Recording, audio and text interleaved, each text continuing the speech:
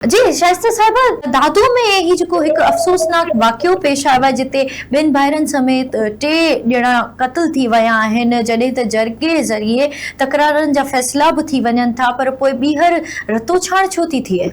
सिंध में तव्हां ॾिसो त आए ॾींहुं जेके खूनी तकरार आहिनि उन्हनि जी जेका हिकिड़ी रांदि जेका खून जी खेॾी थी वञे, खूनी तकरार में काई बि रोकथाम न पई अचे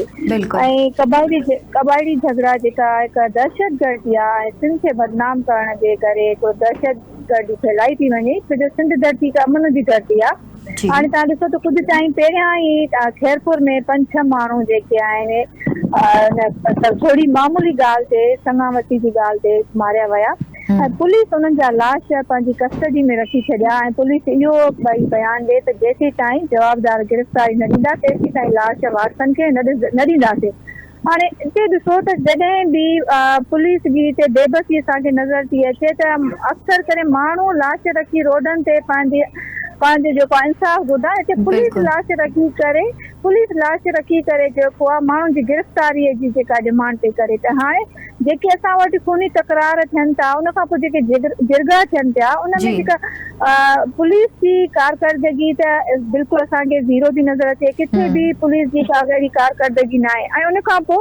जिरगनि जी कानूनी हैसियत छा आहे, जिरगा थियनि छो था, छा असांजूं कोर्टूं एतिरियूं कमज़ोर आहिनि जेके कोर्टुनि मां फ़ैसिला अचनि था, या माण्हुनि जो एतमाद कोर्टुनि ते न आहे, इन जे करे उहे जिरगे तरफ़ वञनि था त जेको असां वटि हिकिड़ो सरदारी निज़ाम हिकु मज़बूत निज़ाम आहे ऐं जंहिंखे ॾींहों ॾींहों मज़बूत कयो थो वञे।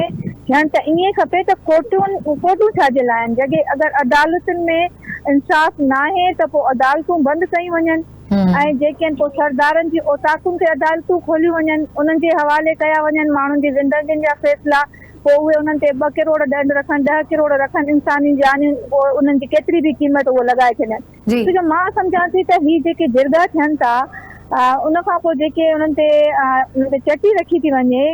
त के माण्हू ग़रीब हूंदा आहिनि जेके भरे न सघंदा आहिनि, या वरी कुझु हीअं बि थींदा आहिनि अक्सर करे असां ॾिठो आहे त जॾहिं उहे चटी जा पैसा के सरदार वटि वञी करे जमा थींदा आहिनि, पोइ जंहिंते चटी लॻंदी आहे उहो उन ते जमा कराईंदो आहे, जंहिंखे चटी ॾियणी हूंदी आहे उन ते टाइम सां पैसा न मिलण जे करे बि इहे जहिड़ा वरी ॿीहर जेके आहिनि शुरू थींदा आहिनि, ॿीहर शुरू थी वेंदा आहिनि। इनजी वजह इहा बि आहे, पर असां इहो चाहियूं था त जिरगा थियणी न खपनि। अदालतूं छाजे लाइ आहिनि, अदालतूं छाजे लाइ ठाहियूं वञूं आहिनि ऐं पुलिस ऐं कानूनी इदारा अगरि एतिरा कमज़ोर आहिनि त पोइ जेको आहे वॾेरनि जी औताकुनि खे अदालतूं ठाहे छॾनि ऐं थाणनि खे अदालतूं ठाहे छॾनि, पोइ उते ई फ़ैसिला थियनि, पोइ उते ई माण्हुनि जी जानुनि जी क़ीमत लॻाई वञे। बिल्कुलु शाइस्ता साहिबा,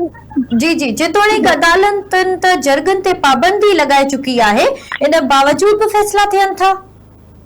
ऐं दुरियुनि में ठाह बि करायो थो वञे। असां वटि रिसेंटली कुझु टाइम पहिरियां ई तव्हां ॾिसो त सर्किट हाउस में अलाए केतिरनि बिरादरियुनि जा जिरगा थिया, अलाए केतिरनि बिरादरियुनि जा, उहे कचे जा जेके झाड़ेल हुया जंहिं ते 10 खून हुया, 20 खून हुया, अलाए केतिरनि केसनि में घुर्बल हुया, उन्हनि खे पुलिस पंहिंजी कस्टडी में खणी करे उन जिरगे ताईं पहुचाए पई। जेके जेलनि में हुया उन्हनि खे जेलनि मां कढी करे पंहिंजी कस्टडी में उन ताईं सर्किट हाउस ताईं पहुचाइनि पिया, जिरगे में उन्हनि खे पेश कनि पिया त उहो जेको आहे क्रिमिनल माण्हू जेसिताईं उन फ़ैसिले में न वेहंदो तेसिताईं उहो फ़ैसिलो न थींदो। त इन मां छा ज़ाहिर थियो, जॾहिं पुलिस पंहिंजी कस्टडी में, जॾहिं होम मिनिस्टर पंहिंजी कस्टडी में इहे फ़ैसिला कराए थो, SSP जे प्रोटोकॉल में, DIG जे प्रोटोकॉल में सरदार वेहनि था ऐं फ़ैसिलो कनि था माण्हुनि जी जानुनि जो, ऐं उन्हनि खे पोइ इहो छा, उन्हनि खे त मतिलबु तव्हां हिकिड़ी अदालत खोले ॾिनी आहे माण्हुनि जे फ़ैसिलनि जे लाइ, त माण्हू अदालत उन्हनि खोले ॾिनी आहे त तव्हां वेही करे जिरगा कयो, उन्हनि खे एॾो ताक़तवर सरदारनि खे बणाए छॾियो अथऊं, सरदार जंहिंखे चाहिनि सज़ा ॾियनि, जंहिंखे चाहिनि माफ़ कनि, जंहिंखे चाहिनि जेतिरो दंड लॻाए छॾनि। इहो ई त असां चयूं था न, पोइ कोर्टूं बंदि थियणु खपनि, त कोर्टूं पोइ छाजे लाइ आहिनि, पोइ अदालतूं बसि हिते जेको आहे सरदार पंहिंजी औताकुनि ते लॻाए वेठा आहिनि, उहे फ़ैसिला कनि था। अगरि उहे फ़ैसिला कंदा त पोइ माण्हुनि जो तव्हां ॾिसो त अदालतुनि ते एतमाद ख़तमु थो थींदो वञे ॾींहों ॾींहों, ऐं माण्हू जेके रोज़ माण्हू मरनि था ऐं जेके वॾेरनि जूं औताकूं आबाद आहिनि ऐं जेके माण्हू जेके जिथे इहे खूनी तकरार थियनि था उहे स्कूल वीरान आहिनि, उतां जी ज़मीनूं बंजर आहिनि, माण्हू जेके आहिनि महदूद थी रहिजी था वञनि ऐं तरक़ी कोन था करे सघनि। बिल्कुल ही है शाइस्ता साहिबा हिकु ॿी ॻाल्हि तव्हां खां पुछणु चाहींदसि त जेकॾहिं धुरियुनि ते करोड़े रुपया ॾंढ लागू थियनि था लॻायो थो वञे ऐं इन्हनि फ़ैसिलनि ते पोइ अमल दरामद केरु थो कराए ऐं छा जरगा सिर्फ़ आर्ज़ी हल आहिनि या मुस्तक़िल अमन आणण में नाकाम थी रहिया आहिनि? ॾिसो जेके जिरगा कनि था हिकिड़ो जेकी असां कोर्टुनि जो ऑर्डर थियल आहे त जिरगनि ते पाबंदी आहे जिरगनि जे पाबंदी जे हुजण जे बावजूदि जेके कानून लागू कंदड़ इदारा आहिनि उहे ई कानून हथ में खणनि था उहे पाण जिरगा कराइनि था ठीकु आहे ऐं ॿी जेके आहिनि हिननि जी का हिकिड़ो हल न आहे त जेको आहे जिरगो सरदार वेही करे अगरि जिरगा थींदा ऐं माण्हुनि खे इंसाफ़ न मिलंदो त पोइ आए ॾींहुं नौजवान बेगुनाह जेके शहीद थींदा रहंदा अमरिन जूं झोलियूं ख़ाली थींदी रहंदियूं अगरि कोर्टुनि मां माण्हुनि खे इंसाफ़ मिलंदो ऐं माण्हुनि खे ईअं लॻंदो त असांखे कोर्टुनि जी तरफ़ां इंसाफ़ मिले थो त माण्हू सरदारनि जी तरफ़ लाड़ो न कंदा जॾहिं माण्हुनि खे कोर्टुनि में इंसाफ़ नथो मिले जॾहिं किथे बि को अहिड़ो वाक़ियो पेश थो अचे त सभ खां पहिरियां पुलिस जो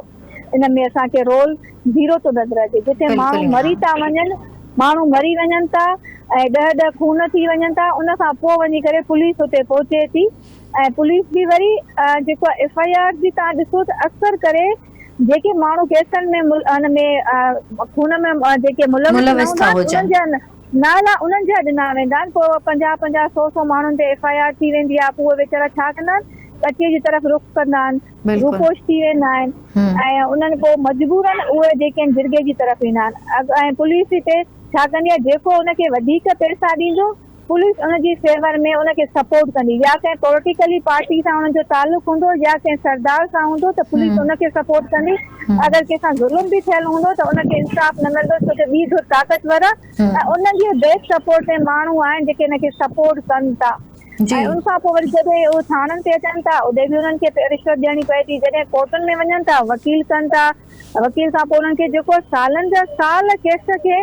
कोर्टुनि में हले थो ऐं उन्हनि जा फैसला जल्दी नथा अचनि हाणे हे जिरगो जॾहिं थिए थो त जिरगे में इहो आहे त हिकु ॾींहं जे अंदरि फतवा अची थी वञे बाबा हिन ते एतिरो ॾंढ लॻो हिन ते एतिरो ॾंढ लॻो पोइ जेको आहे पाण में घुरियूं ठही थी वञनि पोइ उहो मुस्तकिल हल न आहे छोजो उनखे का सज़ा न मिली इंसान जी जान जी क़ीमत इहो न आहे त किरोड़ रुपयो ॾेई छॾियो थिए त इंसान जी जेको आहे उहो उनजो मुआवज़ो जेको आहे उनजो उहो इंसान वापसि नथो अची सघे ऐं उन माउ जी झोली भरिजी नथी सघे उनजे बचण जो जेको आहे पीउ वापसि नथो अची सघे न भेण जो भाउ थो अची वापसि सघे अगरि उनखे कानून सज़ा ॾे टाइम ते जेको आहे इन्हनि केसनि जी फतवाऊं अचनि त पोइ थी सघे थो माण्हू जेको आहे सरदारनि जी तरफ़ घटि वञनि ऐं कोर्टुनि जी तरफ़ वधीक वञनि पर हिन टाइम जेके सूरत हाल आहे माण्हुनि जो एतमाद कोर्टुनि सां मुकमल ख़तम थी चुको आहे माण्हुनि जो रुख घणो जेको आहे सरदारनि तरफ़ आहे त सरदारनि ॾे वेंदासीं ऐं असांखे जल्दी इंसाफ़ मिलंदो वरी जेके सरदार फ़ैसिलो कनि था त उन्हनि खे खपे त उन ते अमल बि कराइनि तव्हां कंहिंजी ज़िंदगी जो फ़ैसिलो कयो था त तव्हांजी इन शइ जी ज़िम्मेवारी आहे त तव्हां उन ते अमल बि करायो अगरि तव्हां अमल नथा करायो त जेको अमल नथो करे जंहिं सरदार फ़ैसिलो थो करे त उनखे सज़ा मिलणु खपे जी बिल्कुलु शाइस्ता साहिबा इहो ॿुधाइजो त छा मुतासिर ख़ानदान खे इंसाफ़ रुगो जरगे ते छॾे ॾिजे त उहो मुनासिब आहे या इन्हनि वाक़िअनि मां इहो बि साबित नथो थिए त कानून जी हुकुमरानी खां सवाइ पाइदार अमन मुमकिन नाहे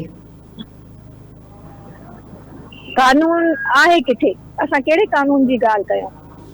मूंखे ॿुधायो त हिते असां वटि जेको सिस्टम आहे अमीर जे लाइ कानून अलॻि ठहियल आहे ग़रीब जे लाइ अलॻि ठहियल आहे ग़रीब खे त को इंसाफ़ मिलण जी का उमेद ई न हूंदी आहे न हुनखे ख़बर आहे त मूंखे सिर्फ़ु स्ट्रगल करणी आहे हिकु त मूंसां ज़ुल्म बि थियो आहे ॿियो मूंखे स्ट्रगल बि करणी आहे कोर्टुनि जा चकर बि लॻाइणा आहिनि थाणनि जा बि लॻाइणा आहिनि मिनतूं बि करणियूं आहिनि ऐं उनजे बावजूदि बि मूंखे इंसाफ़ न मिलंदो त पोइ आख़िर हू गोॾा खोड़े ऐं जेको आहे उन तरफ़ रुख कंदो जिथे उनखे जल्दी जेको आहे फ़ैसिलो थिए ऐं उनखे इंसाफ़ उनखे नज़र पर इंसाफ़ उहो वक़्ती हूंदो आहे छोजो असल इंसाफ़ त अलाह जी अदालत में आहे कंहिंखे 10 लख 20 लख ॾियण सां उहो इंसाफ़ न आहे असल इंसाफ़ तॾहिं आहे त जॾहिं उहो उनखे कोर्टुनि मां इंसाफ़ मिले इहो इंसाफ़ न आहे त कंहिं सरदार फ़ैसिलो करे छॾियो 20 लख रुपया या जेको आहे 40 लख इंसान जी क़ीमत जी रखी छॾी जान जी क़ीमत आहे उनखे उन्हनि जे वारसनि खे इंसाफ़ मिलियो मां नथी सम्झां त उहो इंसाफ़ आहे